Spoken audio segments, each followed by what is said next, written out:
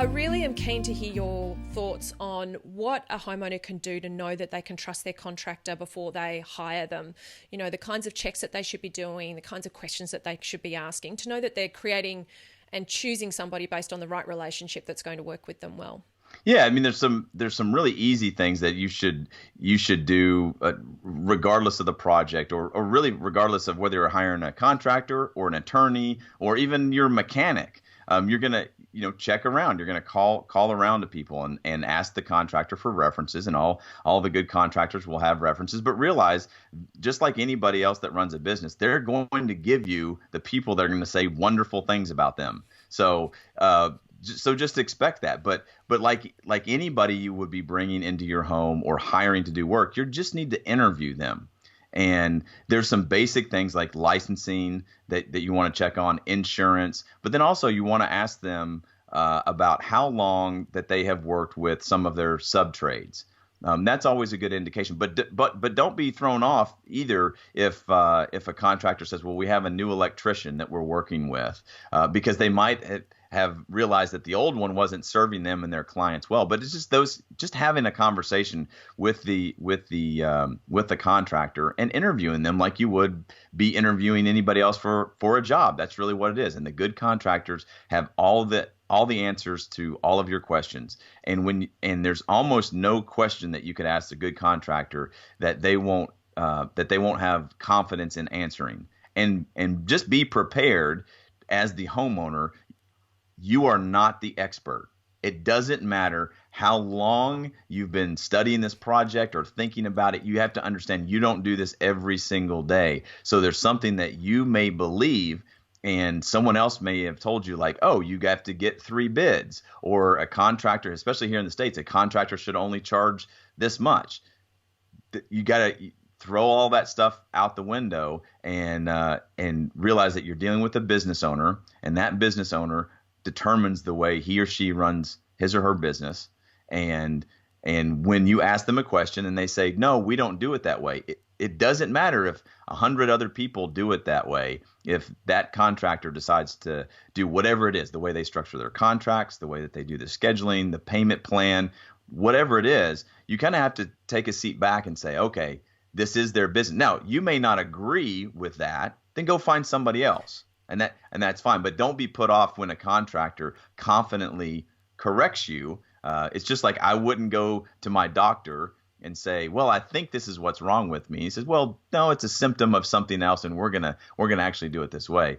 I'm not gonna say, well, no, I looked on the internet and I watched a TV show with doctors, and I think I know what how this is supposed to go. So for homeowners, just ask a lot of questions, and the good contractors are going to be able to confidently answer those. Yeah, I love it. And I love the analogy as well, because it's very much, we are fed a diet of reality TV, of a lot of information we can access online, conversations that we have with neighbours and friends. And you do kind of come down to this thought process that it has to be a certain way. And this is a relationship that you're entering that's going to potentially last for months and months. And you will be spending more time with this person than potentially, they'll be spending more, often contractors and builders are spending more time with their clients than they are with their families. So the communication for me is always the key, and finding contractors and builders who are willing to meet you where your needs are at. They see themselves as the expert. They see that their role is to educate and guide you, and to state this is how we do it, and this is why it works. And I think that if you're working with somebody and you can see that they're confidently responding to you, and that they have a process and a system that they can guide you through, that should fill you with a lot of confidence. And as you say, that doing all of those other checks is always essential. So yeah, Shawn, I'm loving this. It's just music to my ears. So yeah. Well, now, another thing for homeowners too is, and this is what I teach my clients, and I work with contractors all over the world, and that what homeowners have to realize too is that contractors feel very alone. They feel very alone because they think they're the only ones that aren't making enough. They feel like they don't feel like they can challenge a homeowner, or they're just not they're confident in their technical abilities, but they're not confident in the sales or the communication side of it, and that really harms their business. But when I'm working with a contractor, if, for example, when I say, okay, you need to charge your homeowners to put their plans together, I teach, you can give free estimates, but proposals are work, and you charge for that. And often I hear, oh my, well, no one does that. No contractor does that. And every time that I hear that, I teach my clients to confidently say, great, that's a great opportunity for you to differentiate yourself. I'm actually giving a speech later this week in Las Vegas. We're saying being the only is better than being the best. See, every contractor, good or bad, thinks that they're the best. But when you're a contractor, or when you're a homeowner and you realize and you come across a contractor that is doing something that nobody else is, that's not necessarily a bad thing. That's probably a good thing, because it means if they're the only one doing it this way. Now, I'm not talking about, oh, this contractor only works in cash and doesn't have a contract. I'm not talking about those only things. But when they lay out a process that's different from other contractors, that might be an indication that you at least need to consider them. They may be a little bit higher in their price, but they're probably going to be a little bit more detailed in their scope of work, and a little bit better with their customer service and the experience that they're going to provide too. So that's what I always say too is, man, when somebody says, oh, no one else is doing that, great. Let's hone in and do that, because that will differentiate you from everybody else. And from a homeowner's perspective, if you realize that those are good things, that might be an indication that you have a really good contractor there. And if you do, you may pay a little bit more for it, but they're also going to be able to explain everything to you. And the communication with those really good contractors usually isn't a problem. And the other thing I will say too for homeowners, especially for your audience, is you have to understand that contractors are people pleasers. It's in their nature. They make things with their hands so that it will please other people, and they get a lot of enjoyment out of that. What they do not get enjoyment out of is sitting in front of a computer and typing up a change order and making sure that their contract, that you understand every clause, because there is some tension there when you say, this is the payment schedule and we get this paid up front, or this is how we deal with change orders. That creates a little tension for them, because just by nature, they want to take care of people. That's what's in their, the good ones, that's what's in their heart. So you have to understand that that's where a lot of contractors are coming from, is that they're people pleasers and they want to take care of you. Unfortunately, the way that comes across is they don't stop work and explain things and say, this is extra, this wasn't included, and some of those other things that by the end of the project, when when you get that change order for $10,000, the homeowner's mad, as they should be, because they didn't realize it was coming on. But it came from a place where the contractor was just like, I just wanted, we'll take care of it later, because I don't want there to be any tension. I want everybody to be happy. Yeah. I'm not saying it's a good thing, but that's who contractors at heart are. They're people pleasers, and they want to take care of you. And it's really, like you said very early on, there's a few bad apples out there that are really taking advantage of people, and that's what everybody gets. A lot of contractors get lumped into sometimes, but at heart, we're just people pleasers. That's our problem. Yeah, and my goal always is for homeowners to know what they need to know so that they can find the right people to work with, because I feel if we continue to shine light on the great operators in the industry, we'll squeeze out the dodgy ones and we'll elevate the experience for everyone involved. And so I think that there's a lot of negativity around that builders make money at all, and I think we need to all remember that we're paying sometimes 400% markups on retail products, and and for some reason we begrudge a builder who might do 2 or 3 projects a year, a 15 or 20% margin, So I know it's a significant amount of money to us when we're paying for it.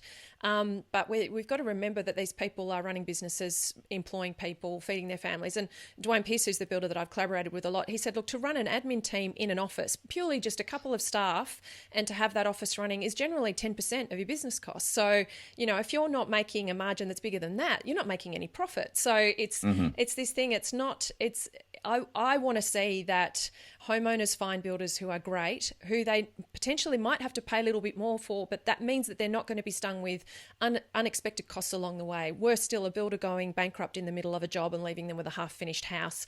That they're going to have a builder that's still going to be around in 15 to 20 years' time that they know that they can call on if they need something fixed in the house. Like, you don't want to deal with builders who are going out the back door fast and won't even see out their warranties. So it's this thing that I think we need to just strip from the whole relationship between homeowners and builders, that it is totally fine for a builder to make money. We expect to make money every day, and let's just be all honest and frank about it, and make sure that we're building really good communication around it as well. And so I think that it's really great to see that builders are getting the help that they need to be able to understand that they've got to manage expectations around these things and differentiate themselves from those bad eggs or those bad apples that are tarnishing it for everyone.